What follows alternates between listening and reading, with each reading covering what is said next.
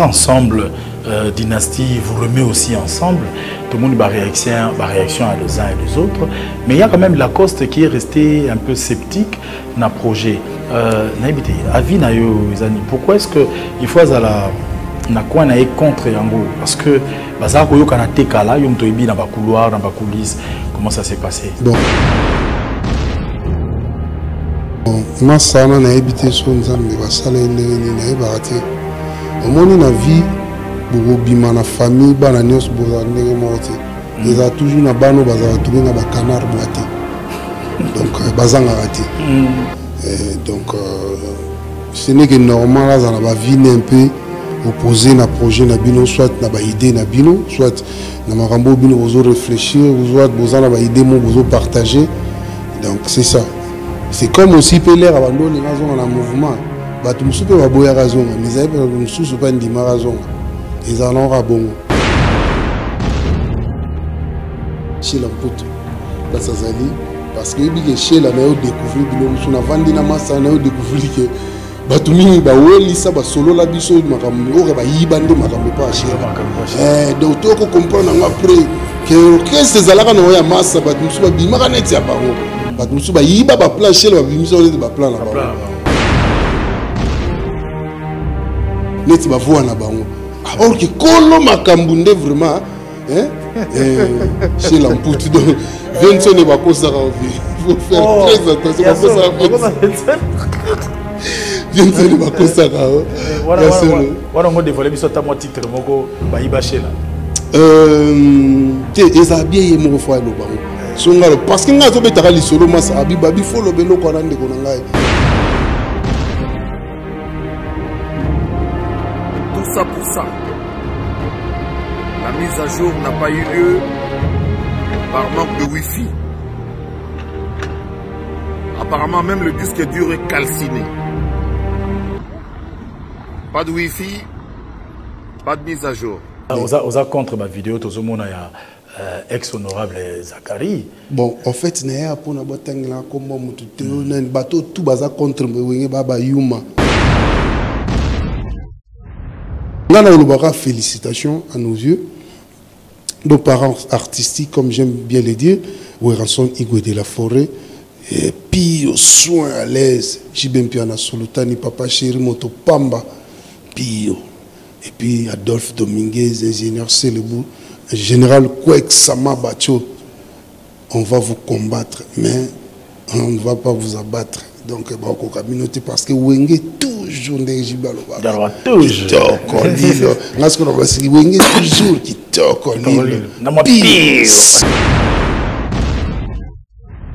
Venu dans cette partie inédite et tant attendue comme cela, tu as annoncé Bino, Baby Black, Mvuluzi, Babindombe. Depuis jeudi, tu as annoncé Ibino, bon, qui affiche, pour réagir, et Bélé, et bas, Aza Nabiso. Bon dimanche, bienvenue, Baby Black. Merci, pareil. Merci. Alors, vous allez à l'aise, ceux qui bazobenga yo Babindombe, ceux qui bazobenga Baby Black, ou bien bazobenga Mvuluzi? Donc, ça veut dire, comme on est sur Benganga, je suis d'accord. Ils ont surnom, ils ont sobriquet, ils ont un pesa, ils ont donc, tout est Zayanga, le Bogard de Waterloo, Bailo, Bidisha, Bidiba, Bidiba, El Mundo aussi. Voilà. Tous ces. Voilà, c'est une fille argentine, tapé Sengango. Et na Salarelomo en 2013, il y a un remix moi à la bomba. Ok. Baila na bamba, bamba. Na maison de production auto travailler nesco. Tant tout ça remix c'est le quoi na ce que na ba commentaire ça mutumo abenganga El Mundo. Ça veut dire pour le monde, tu es pour le monde. Okay. Donc ça veut dire bon, j'ai accepté ça. Ok. Alors les Bogard de Waterloo, c'est un prénom et plutôt un surnom de les Bogard de Waterloo, on a Vincent. Les beaux garçons de Rode de Waterloo. Mais j'ai été quand même surpris de savoir que Ozora surnom est à Bailo parce que Ozaro Lingawe Mamingi Biloga Redi à Missi et voilà ba masaka comme tout ba wana zana masana mo zana Angola Luther King que je salue en passant, Luther King, il est parce que n'importe quoi, on a tout orchestre, on a interpréter plus ready, et puis on a def. Il faut que son âme repose en paix, on a interpréter. Banzembo ne me mingi alagi ready, yango mona ndo benga bailo Luther King. Pour sinazo ba sirinzemo ah mama okile ninga inte pona ninga oh mama ngaile ofele okile ninga inte pona ninga nasalisaka pe nasalisaka baninga Jean-Jacques Kilo témoin motonyoso na se ya mokili alingi pe azwa lokola pe baninga moto na chance na yo chance keseni Allah ye moto mokasala mokili bongo donc elinga viana to et puis na linga reto parce que ngala linga surtout ba bon chanteur au ma ba avec mélancolisme et puis charme et puis carré, ça veut dire avant de bien la note, il dit amicalement, je salue mon frère. Est-ce que là, vous avez que aux arts nationaux, avant, au côté. Avec oui, bango après. Avec oui, bango après. Tant que moi, au côté, on a déjà tout côté, tché, bitambi na kati ma solo musique. Et puis, moment où tout côté, on a été là, il solo à CK, CP là. Et puis, c'est un vieux qui m'apprécie beaucoup, à solo là, vraiment avec beaucoup de respect. Et puis, je me rappelle une fois tout ça dans l'émission, moi, pas en déconner. Nakin 24 et pas Isaac Maï batuna re question bilelo solo bi nzembo muto ayembo jeune ba jeune bazo beta lelo o kwa yemba nzembo no po sepelo vando ba ke mona no abi parmi babindo mbazana donc ezablo mo etushanga et ça l'a bien donc ba vie ba considérer biso.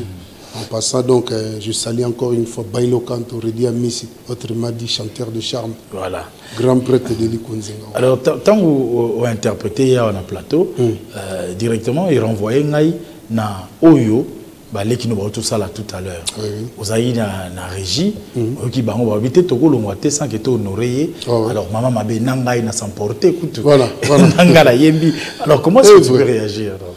Evre, ça Evre, aussi à la Evre, et puis biso lelo et l'autre tous alara na moi ba problème qui est na ba vient na biso soit na ba ex patron choses alara ba reconnaissance tout ça ngara belete parce que tout bénéficier les sous financièrement c'est ce que nous voulons avoir mais déjà tous les qui finance les sous qu'on soit image qu'on soit ba combo qu'on soit ba accès ou ba pesa biso ba chanson na tout alara belé l'air to bandi maison mais tout alara plus de 27 deuxième.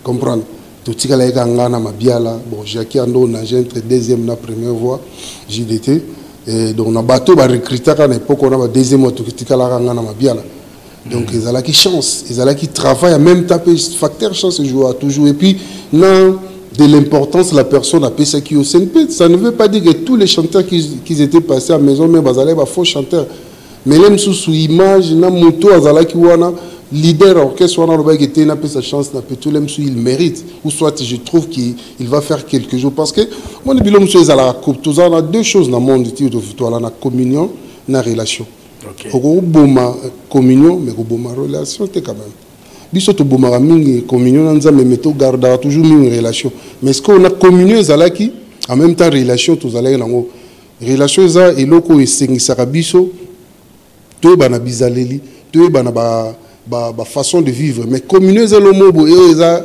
kati ça la ke bo lingi mutu sans comprendre pourquoi lingi de lo mo akati o senga ke patron na lingi parce qu'il comprenait que l'aime sou beaucoup ça la image au tutika yango na ba evra nezo ça la bon donc merci na baleki de na outweb sabangwa za na trois choses pour nous vivre pembe na ba grand leader ils ont patience persévérance na travail donc so ba sali loko wana barozala pe un jour batu baroye barabangope ezaka biloko na misato olobini kambu ya reconnaissance ne mutu et banagi ko kabola peut-être bino na ancien patron bino est-ce que aussi ba garde-fou lelo yopé loko là depuis si je ne m'abuse hein, je pense que depuis 2004 hein 2004 vous avez un ensemble musical na yo et d'ailleurs je me rappelle parmi bae o bayamba ya liboso les marquis na poto biso la fikini CCTV banisika vous avez déjà l'orchestre est-ce que vous ba garde-fou lelo pour que bae o yopé zo kumba vous avez reconnaissant envers bango ko blessé bango pour lelo na monument précis à moi trop Oui, jeunesse à l'élo précise à moi trop parce que balingi ko travailler. En fait, bandoule vient dans la Jean Gouba la lobara tout ça plus de bandouleman que de artiste. Bandouleman ça veut dire batouba la musique pour na PBI ou on a bien PBI politique de bonne impression. Ça veut dire à ezanera wana pour ba monaye batalaye azwa ba chéri à vivre. Est-ce que tu t'imagines l'époque na biso ka babindo mbeferi to soleil qui va mbranu to massa moko ba ke boîte ka sombi ba champ musicien moko boza bongina nuté o sombi champagne na boîte mengala ba jumsu na kendaka te na yo ka rapé o betaki tour ko oh petit mo so le gars l'orchestre fait la sombi de champagne biso to kota boîte mtezo offrir biso on zo mona ba blum su na ko mona lui c'est un peu aberrant et comme ça ngai façon ni ba petit bazo memela makamo baza pe a bien bazali baza pe a mabe baza mingi ou a bien pe bazo comprendre makambo bazali mais ngai quitte à moi d'ailleurs bandeni a solo na ba mission nga ne bindeni na encadre bango so ça bien nga yeba ki makambo etambola bien so lobby nga na za bien yo ozala bien mais lobby so yo za bien je ne pense pas que l'emso nga na ozala bien nga na zaka mutu na opeso accès aux zwanzela ozala pe mutu lobby parce que nga pe ba pesa nga accès ona alors elo ce que ça favorable pour l'accès nous à vraiment à la positive et à musala donc et à au européen ça il y a un au botello donc il on a ça c'est ça. Ok, c'est cela. Il y a un débat hein, autour de l'affiche nayo. Batumsu aloba azara na Kinshasa te mais comment les États-Unis batumsu alobi ba commentaire te mukana ne beba. Comment na Kinshasa moi mingi monte écoute longoli ba lox tout ça j'ai vu des gens réagir il a essayé bango rendez-vous ils ont à 13h20 tout le gâteau coupé court donc on a yebi que au-dessus que prendre congé de la RDC pendant un bon bout de temps. Alors qu'en est-il de l'États-Unis et la RDC? Bon, premièrement dans le Baboué biso toza bateau to décomplexa la génération na biso faut batbaye bango la génération nanga ba masse tout toza biso to longola complexe ya miki les aggravité oso miki les aggrave bateau nyoso baza kuna ba obonga c'est pas tout le monde a bonga na poto comprendre chose miki les aggrave na ozonga Kinshasa te bateau ba mona miki les grave bolem suza bango ngala kendaka poto musala OK ngana vandaka na poto comme ma vana na Kinshasa so na ke poto na go vana pendant na osamusa so na zongi moi j'habite à Kinshasa mais États-Unis faut pas comprendre ngana zo visa aux États-Unis à 3 ans renouvelable. OK il y a travail visa de travail na mes contrat na signé na maison de production donc on vend la 2 ans 3 ans ate si les ngana Kinshasa les na ko benga ba renouveler na zo vanda te pour na sentiment ba mo na vanda parce que j'ai des choses à faire. Nazo vanda parce que nazo travailler et ça na ba voyage musupe na ko annoncer ngote na ko kende moi tout mo ko Dubai na ke mo lo mo vite fait sika moko afoka na leka na te na bimaki pozongi na et ça tina moko te ba voyage eza utile ou eza ke nazo kimara mo musala o na okele msuka na ke na vacances net d'autres beta tour mo vacances mo ka 2 semaines na na ko mo ko bona pemi na nga na jour na mo pepe bazu mo ba na ki na s'entraîner na nga liso obika mo ventre kile ekiti sela mata donc on prend dans mes félicitations salarial bienvenue parce que ta ozongi la biso suki na ngai pona suki na kati suki parce que na kata suki toujours après 5 ans o ba yebinga o ba yebingai tant na sala ki tour de Babel na na suki na le seul moment on a tikara suki il y a plus de 5 ans depuis à l'ox à liboso na sala on a yabuta na depuis to sala ki bisan pipa tina na ngoti na longo mouvement na yo katango na 2007 na États-Unis wana depuis qui puisa ça to sala ki ngo ba 2001 ti 2007 hein, bah vers fin 2007, depuis presque 6 ans. Presque 6 ans. Donc presque chaque 5 ans, ceux qui sont bateau, bah ils comprendre. Donc ceux qui sont fatigants, ceux qui lox, ils ont ceux qui mourent, ils ont beaucoup de missalité, mais ils ont beaucoup de propriété. Parce que la lox, on a mis tout parce que la lox c'est que c'est ils ont des dreadlocks, ils ont des lox, il y a des genre, ils ont ça, des lox genre rastamante. L'autre mort abandonné, ça veut dire simba kamutute. a sukola a bouger le côté pour aller misuso yogozuna mwantunga dio do pechanga bienvenue TVC l'anguilla les so yoki solo donc surtout qu'elle est à solo OK nga tant qu'artiste tant qu'homme public faut na za lox moko propre bien soigné de mon na lox za la moko moko za bien soigné et puis c'est nga ba soin belé ba shampoing chaque semaine faut sukolango na shampoing moko spécial et puis ko tiango nini spray mo ya huile d'olive pour na ils a toujours frais et souké ko la bien. Ça demande beaucoup de dépenses. Alors tant que Kokisco 5 ans on a auto coq ça depuis na salaire on donné en 2018 pour l'Oxos tout on a c'était na fin 2017. OK. Na kati on a 2022 et coq 5 ans. Donné na za na vendre super même moment mutu pemi et puis na zong ça pour on a gagné ba facette de belé. Donc ça veut dire dans zong ça sous après mais pour le moment na kati c'est ça. Voilà. Pendant que aux en terrain Tour de Babel c'est vraiment du passé. Oui.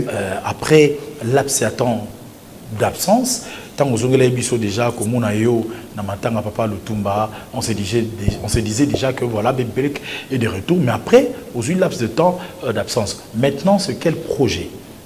Nous avons toujours un projet nanga liboso, nous avons banda qui on a aux États-Unis KBS, qui est mis na Black Steel. Les albums on a sali presque déjà na silsi l'essentiel.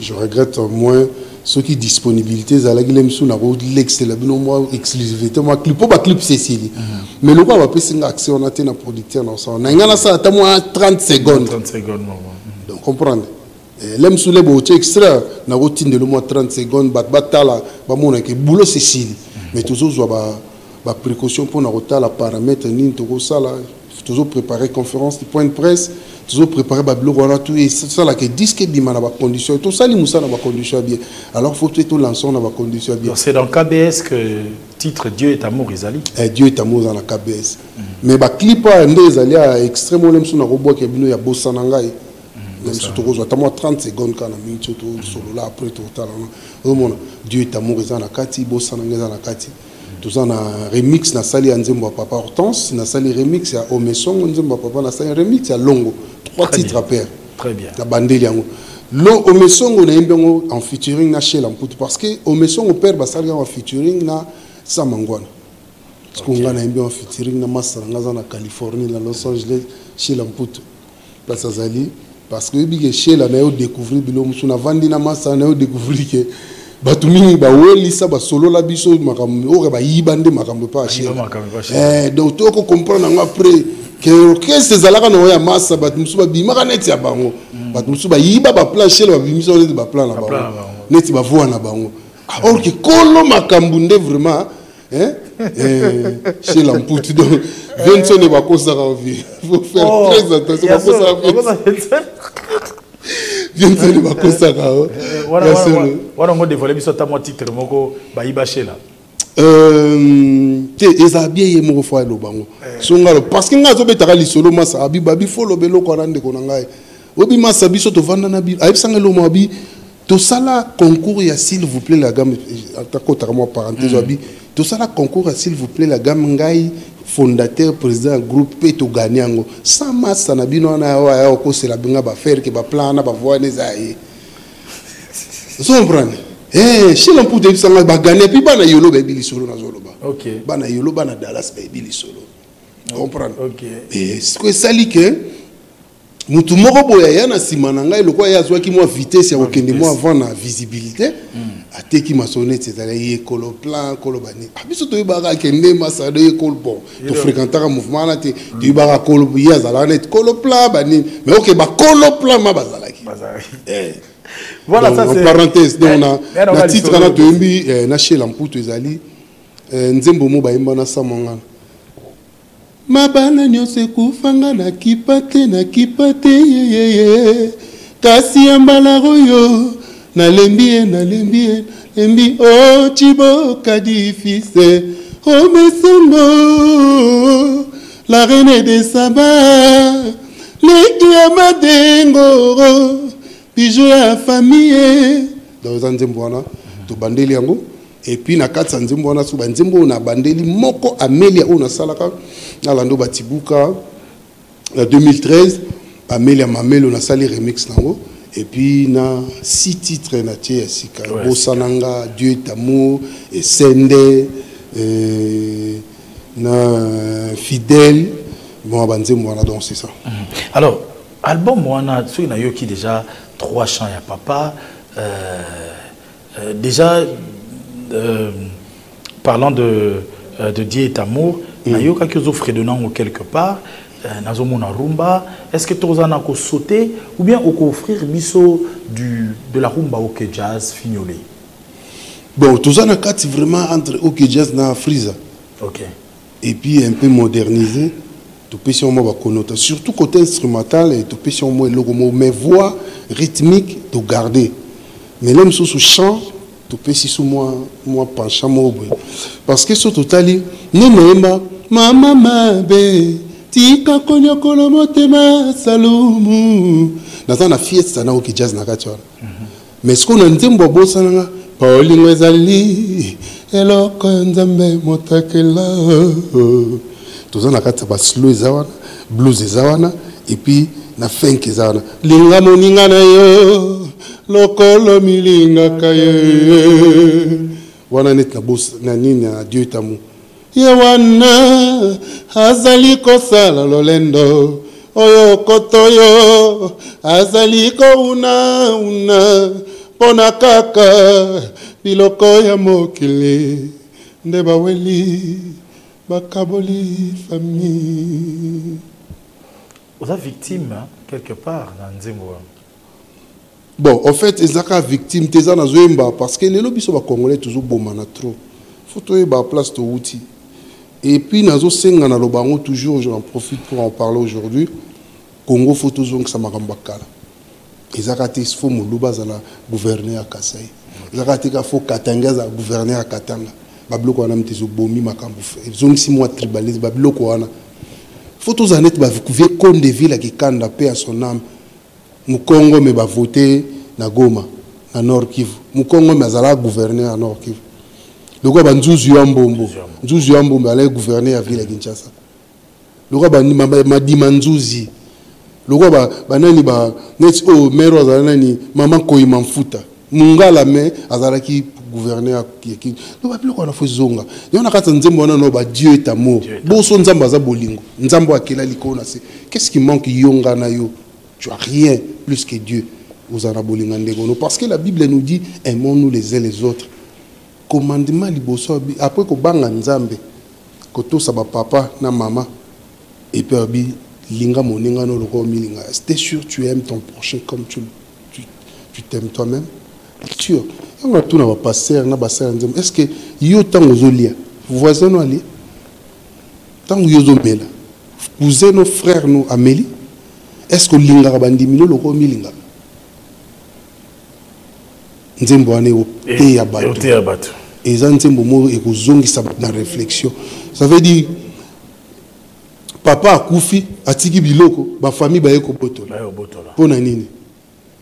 Bana lelo bakoma ko banga su ba parents te ponini parents moyens até vie sociale ya parents identité to qualité à parents et ça soute pour remplir ba devoir ce n'est que normal moi na manqué oso remplir ba devoir nos parents nous encourageons pas nous encourageons mais la réalité que nous vivons les parents ont des obligations nous aussi nous avons des obligations comme nos devoirs envers nos parents que paratinyo nantiki odientiki potangi lobi posilisi ozonga randa ko sali oridara pe na palais osala moi ba boulot mais tant parents au peso biloko wana nyoso o vanda maswam po yamba lo la main qui donne qui domine et ça ne papa tant azo so hôtel melete tant azo peso damas azo sombelo bilamba imagine toi moi si le komaka iPhone 13 Pro Max likolo iPhone 13 Pro ba fiboni ba kufi tout le monde wat auto filmer ka imaginer 2 minutes 4 minutes après a kufi ponini azo lukazo o lemsweza na niveau ne to ezani koki pona été ya ona zolo bana nzembo wana muluba na mukongo to kabwana poani muswati na mungala to boma na la nini to tika nyonso tozana ngwa ego tikala. J'espère que le clip est à kilo hein, pour le message est très profond. Clip wana ezana simple mais propre. OK. message et koma. Pour nous, on a besoin de savoir un message et comment.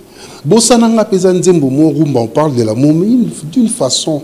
Nous avons la façon dont on a essayé de la rumba, la façon dont on a adoration, la façon si il y a qu'on aimer, il y a qu'on peut savoir éloge, parce que je n'adore que Dieu. Ok. Oyembi non batouté. Naembi, si la embi. Alors, puisqu'on parlait de papa, où il a immortalisé les 10 ans d'absence comme cela, depuis qu'il est parti, c'était au village Chentemba, mais bien avant Yango, au Kenaki, Ndengezala toujours, cimetière et tout. Et puis, tout le monde est quand même dans le podium, on a eu héritier Watanabe, qui est venu te faire c'était une surprise ou bien au Satana? Azalaki parmi les invités, l'invité qui est. Bon, on a invité nous, on a invité qui bango tout ba quitté, l'été, ma santé permet à quitter. Donc bon, Oyaki, Wata, merci de la présence naïe. Alors sans commentaire, je crois que voilà, on a déjà dans l'illustration, mais je pense que côté Yanzimbo, même Matama Loba, je pense que c'est aussi important quand nous allons offrir cette partie comme cela au cabinet Pouloussi, Maître Hugues Eka Pouloussi. Nous pensons aussi à Maître Dodo Ndondo, sans oublier Maître Boto Kiani Dadou. Ça, c'est le cabinet Pouloussi. Nous allons vous offrir ces instants merveilleux et pourquoi pas comme cela à la Ligue de Jeunes, Somme 35, un grand partenaire de la culture, Maître Chris Cicéron Bakumba Bofaya. Pour votre plaisir, suivons ces qualités, ces instants merveilleux. Nous sommes au village Chentemba. Merci à vos réactions de part et d'autre en train de nous suivre. Boanergie Bamingo, Super Sony, à partir de Paris, mon grand frère, l'ami de Junior Capitaine, en train de nous suivre. Merci à vous et bon séjour à Kinshasa. À Emedo Sambi, mon ami, ainsi que Marius de Bruxelles, plus que mon ami. Et je penserai comme cela à Jimmy Kabaya, l'expert comptable. Nous en dirons jamais assez, puisqu'il y a plusieurs experts comptables. Mais le plus expert de tous les comptables, il s'appelle Kabaya Jimmy, lui c'est mon ami. André Michel le nécessaire, le frappeur en silence, nous a dit Chamba quelques jours, peu. Et Patrick Mbaya, le comptable hors pair, nous te disons aussi merci, sans oublier le blanc qui est perdu en RDC, Mena Kamalandwa.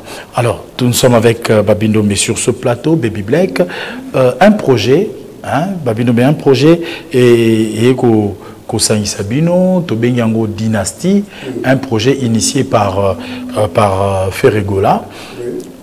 Projet wana oyambaka ondenge nini. Batebele balobi projet wana essaye neti ezongi ici Babindombe, projet wana essaye neti ezongi ici Kingani, est-ce que ezalaki eza opportunité on se saisir nango au bon moment ou bien c'est naturel, attendez. Et puis voilà quoi, je reste Babindombe. Bon, on a lobby Moutou, Congolais dans la néga dans la maram. Comprendre.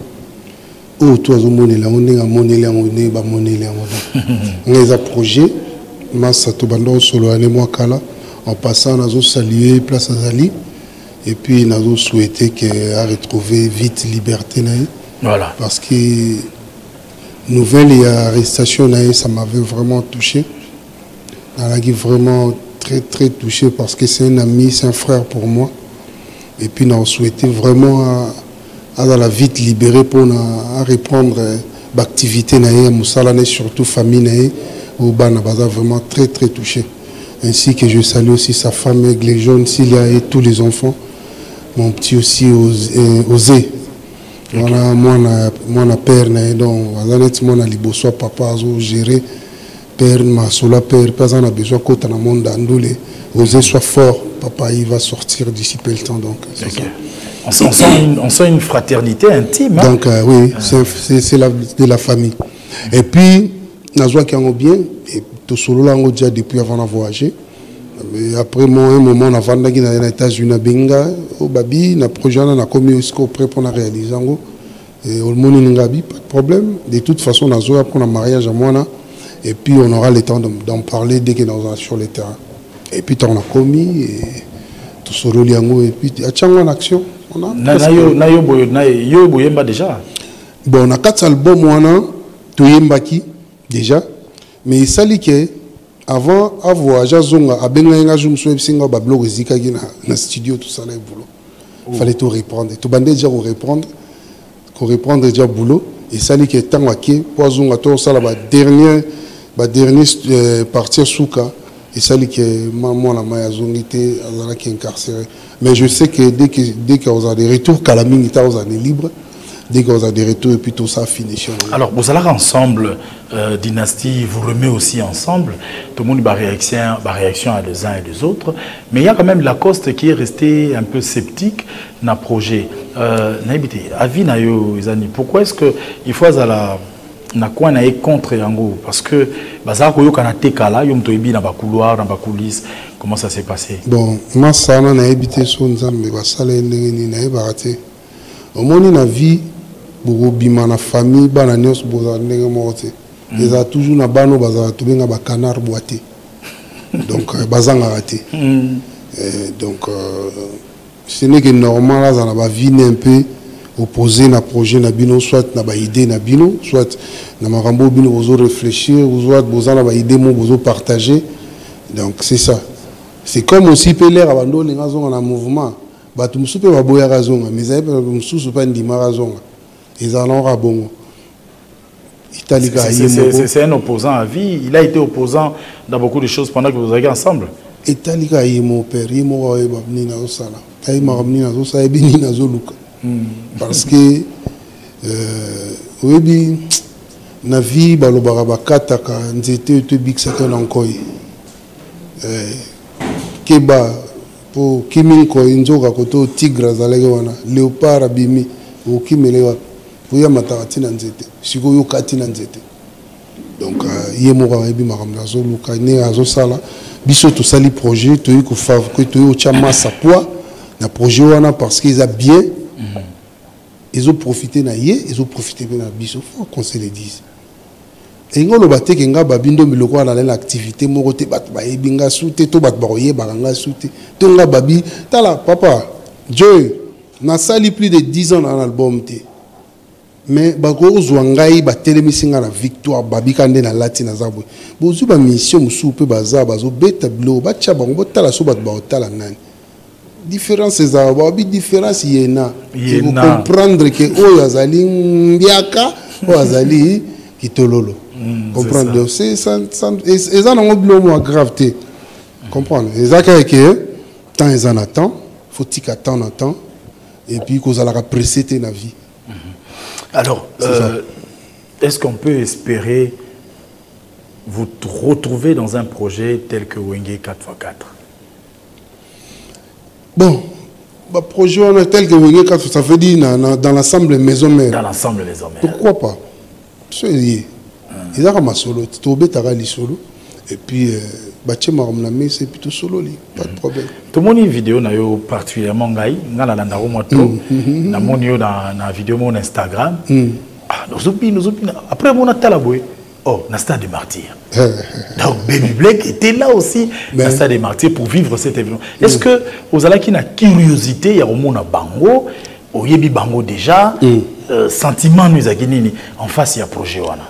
En fait, nga na viva Wenge dans l'ensemble. Na kota ba concert Wenge tant bas ensemble wana bandina en musique professionnelle te mena obeta jandoli. OK. L'époque on a ba obeta plus na école biso do notanga na la puisette ngoika. O ba bi la puisette ba yebi ba bi ngoika na la science. Biso za bana to bimi côté kuna. Bando obeta kuna souvent na ba journée culturelle na biso école ndo sala tout que to beng ça on ba obeta musique. Donc non, mon frère aussi, que son âme repose en paix, Delix Kassongo. Il me tendo ça la souke babeta en école, moi j'ai estimé sur la science. Donc nous avons la poste na monde ensemble. Ils allaient qui net fanatique, moi écouter la musique, ils allaient écouter la temps les jeunes, moi la moitié. Kuna na kende mi, c'était na kende vraiment fanatique. fanatiquement privilégié parce que nazala musicien, nazala qui n'a accès à la place où nazala wana, nazala accès à batunia soutien. Comprendre. Et puis nazala accès au même la loge, nazala na ba vie la loge, ce qui est fait que nazala attend ça filmer la carte à loge pour moni bazon s'échanger pour une erreur mo rose ou mutazala un peu torse nu. Donc nazala qui na ba on a loge tout solo là qui ils étaient très contents ba mon ngai et puis ngana se bonga na yena tant que fanatique donc a été pour nazala Michel Lelo donc bavi ba mbanga très bien na solo na Ntsone na solo na JB na solo na Adolphe na solo na Didier Massela na Ale Makaba na bango tout Blaise Boula donc ils étaient très contents et puis ngana gende obi concert wana na ko sauter ni tete campagne ya batamukili les concerts n'ont débordé obi ngana zana batu belo na yebi ke il fallait ba ke ba concert mais ba kete parce que ngana zana wa famille mo ba benga auto ba bi fallait to ya mais moi to ezate pour papa bengi biso to bimate paraît-il ba nyaruru ba nini ba ruru ba okende kuna ba robwa ba panza o nini na bato wana ba ou bazala sopi na bamboko ba réfugié na bazala bamboko mindele balobio kuna on prend ba te belé pe ba bangaki so ils ni c'était campagne de déstabilisation pour campagne on peut échouer na ngosimbité parce que nous les alaki ndenge ezalaki mais betamaki pe ba stade petondaki ba tolo pelouse ba boye ba kota na pelouse parce que ba norme ya stade wana ndenge komi ba lingisu ba ba ils sont des allées karaté donc ngana olobaka félicitations à nos yeux nos parents artistiques comme j'aime bien le dire Weranson Igwe de la Forêt et puis au soin à l'aise Jibem Piana Solutani Papa Chéri Moto Pamba Pio et puis Adolphe Dominguez ingénieur Célébou général Kwek Sama Bacho. On va vous combattre, mais on ne va pas vous abattre. Donc, parce que Wenge toujours des gibaloba. Toujours. Wenge toujours qui toque. Donc, Wenge vraiment, ils allaient qui toque. Ce qui n'est qu'à la campagne, ils allaient quitter. Stade d'Anelge. Donc, vous avez contre ma vidéo, tout le monde a. Ex-honorable Zachary. Bon, en fait, il y a pour bateau tout baza contre Baba Yuma. Comprendre? Parce que, oui, les photos lobelango, biso ba mise tous victime. Il y a marambe belé, mais biso tout ça en sorte qu'il peut place ou moi a un peu gayé pendant tozangi mai solo, tozangi biso ba mise tout bête pour nous repasser moins chaleur na ba peuple. Ils sont sur la tournée dans le musée pour nous bêter à bicyclette ça va discours pour nous lamusa. Vous comprenez? Mais les gens bazo bossa na ke, ba joueur bazo bêta, ba tutu bazo bêta, ba médecin ba game salo ça misia bêta te pour relia yo, misia ra bêta porte na ndako no pese mo yo bêta ra musique au foot à droit, tu bêta musique na ndako na yo. Yo foot à droit, au foot à droit voisin, ba droit de tour au foot à droit d'image au foot à oh, il faut vraiment qu'ils arrêtent. Qu'ils arrêtent avec ça. Qu'ils arrêtent avec ça. Tout ça, boulot na biso, tika biso tout ça. Soko lingi musique banda lelo, o lingi musique nanda kone na wacha musique beta souta. Nanda kuna yona. Wane baby. Eh, te soko lingi mandule te lobi ke ndule za mabe, ezo baby c'est ça. Ah, papa. Musique, o ba musique bazo baby ça. Yo Mise ni se yiba 10 millions de dollars na mboko na compte mboko. Mise ni se yiba ta 500 000 dollars. Biso ba mbongo zo utalibanda ba ministre ba te belé mboko ba zo zo ba drone na zo kota na ba poche na bango di. Yo so mo mise ni isa yiba mbongo mboko. Combien de sommes yiba mi na mboko? C'est pourtant comment mise yiba. Combien de détournements ça na mboko? Ça c'est vrai. Mboko ba tonga immeuble mo ba benga immeuble intelligence non budgétisé. Ba si to landa politique te. Est-ce qu'elle est budgétisée? Immeuble bon rose à 45 millions. Immeuble là. Au Royal One rose à 45 millions. Ah boniko papa. Tout bando loba siko. Voilà, merci. Vraiment faut botika biso kimia parce que to yebi pe loba. To zape to landara pe politique. To yebi pe mi yebi amboko to yebi bango tout des voleurs. Ah, ça c'est la colère, ça c'est la colère de Baby Blake. Voilà. Alors en passant, avant de clôturer, nous allons souhaiter bon anniversaire à quelques amis et on va nous aider comme cela par le duo Pombolité qui se trouve en assistance aux côtés des énergies Lelo. Alors c'est parti, on va dire bon anniversaire rapidement à quelques-uns et autres. Yank Moulaba, Yank Moulaba, Ça, c'est un ami, un compagnon de lutte qui vit en Afrique du Sud aujourd'hui. Bon anniversaire à Bibiche Dumbi de London. Bibiche Dumbi, on se revoit en août à Kinshasa d'ici peu. Angela Mbenza de Paris, de Panama. Bon anniversaire à toi aussi, Angela. Bon anniversaire à Evelyne Chekola. Evelyne Chekola, la petite sœur de mon ami Chekola de la Monique. Voilà, ça c'est Benji Bangou. Benji Bangou, petite sœur propre. Bon anniversaire à toi, sublimante beauté. Bon anniversaire à la belle Diosia Eseko. Diosia Eseko, mon Mango Eseko. Bon anniversaire à toi. Bon anniversaire à la belle Taylor Krisi Bongonda. Voilà, Bongonda. Krisi Bongo, la Taylor. Là, c'est son Excellence, Monsieur le Ministre Patrick Mouyaya, qui était présent au concert de Wenge. Bon anniversaire à toi, Excellence. Oh, bon anniversaire, Excellence. Le patron de la presse, Patrick Mouyaya. Le patron de la presse. Lui, c'est mon frère. Vraiment, des bonnes choses à toi et que du bonheur dans ta vie, surtout la paix du Seigneur soit avec toi. Voilà. Et en fin de compte, la très belle Sandy Moueka, Taylor Van Damme, bon anniversaire à toi. C'est pour demain déjà. Fais la fête demain et nous serons donc de la partie. Et Joachim Poba, papa na Loveline.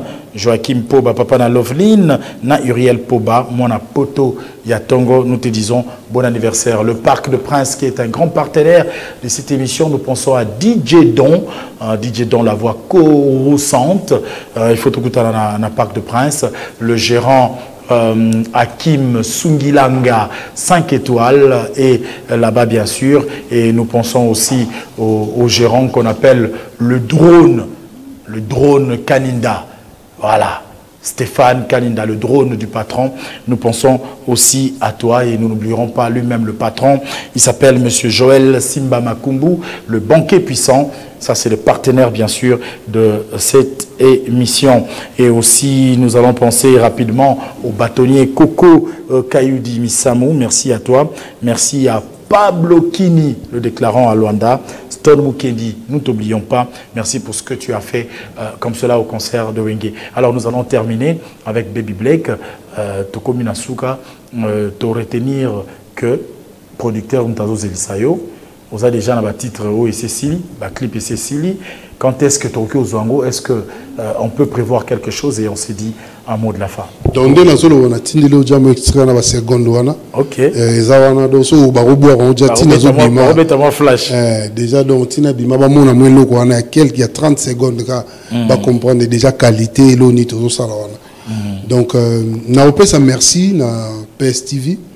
Et puis merci Nayo Joe parce que tu nous accompagnes toujours depuis. Merci. Nous avons journaliste ou journaliste. Merci. Ça veut dire ni couleur sans coloration, mon connotation, mon motuyanate. Bisoma lelo nga so journaliste mon ayebi ka connotation mon quelconque. Ezala mutu ezala nani o ngata mutu na solo la ne bien. Na OK émission noté parce que to mo boya sentimentaliste c'est trop beaucoup dans le monde de Nabino monde de Nabino côté et côté boulou et qui trop net qu'à monde de Nabino musique côté moi mbutu binope monde de Nabino journalisme et côté ma bela bien. Alors donc merci pour l'invitation Mbote et staff Mobimba PSTV. Mbote nanga trop na famille nanga, ma mère en France Didier Ndombe et mamie Chantal Ndombe, Dio na Bob na Ndombe bazali na France. Et puis je salue de loin Tachou Mozinga, qui est du bonheur dans ta vie. Bisous à toute la famille, à Kéliane, Kessi, Kélicia, et à Taylor, mon Diogo. Taylor, vraiment joyeux anniversaire. Il y a Boutama le 5 juillet. Joyeux anniversaire à toi, auto fêta aussi 13 ans. Et Azali na école de formation à Paris Saint-Germain. Okay. Déjà donc Azana na option d'achat. Donc Taylor, félicitations à toi. Azasco na bon deuxième CO a passé Penchik et donc félicitations à toi. Maëlys a passé P. ma fille aussi qui est à Paris, et puis le show à Souka, Blake, il a passé primaire, dans 7 ans, 96%. Wow. Donc, petit, on a très intelligent. Papa, moi, je serais médecin. Vraiment, souhaiteux à la exaucer. Et puis, nous avons salué et puis félicité notre fille, la fille de mon vieux Jibin Piana, Soran Piana. Félicitations à toi, à Sylvie Bachelière. Donc, vraiment, qu'il y ait du bonheur et surtout, prends bien soin de toi et toute la famille. Piana et Daïda, Junior, Abraham, Bino tout vraiment, Nzambazalana, Bino, la famille. Maman Pata et puis exaucer Mazana Kina, ma fille que j'aime beaucoup aussi, et Gladys, je vous salue. Nabo Sante Chico, ma belle maman, Thibaut Kadifis, les vainqueurs, ainsi que Joe Nabob Ndombe, Jean-Marie Senga, Joe Lili Kinsala na Washington.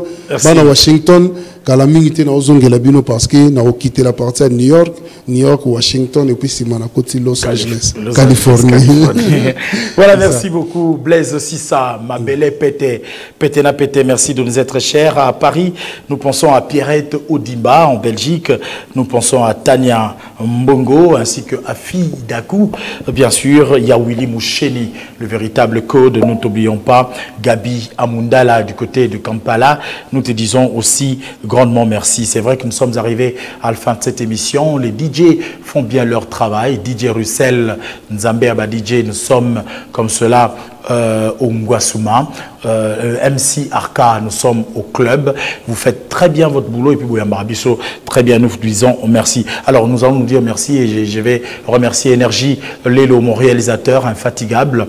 Vuidi était donc comme cela, Richard était à la régie finale, Kankou Kabasele était à la prise de vue, Gelor Kanza était au plateau, mais Tobo Salate na Musika Bambala, Bazaranzu Sinantimba. Les lotokoti confusion pour baïete, mais clin d'œil na bango na bandako. Alors nous allons vous laisser avec un extrait. Un mot extrait, il y a Oyokoya, il y a Baby Black, et juste après, Banavi va te clôturer émission. Nous vous disons bye. Prochain rendez-vous dimanche à la même heure, rediffusion mardi à minuit 30.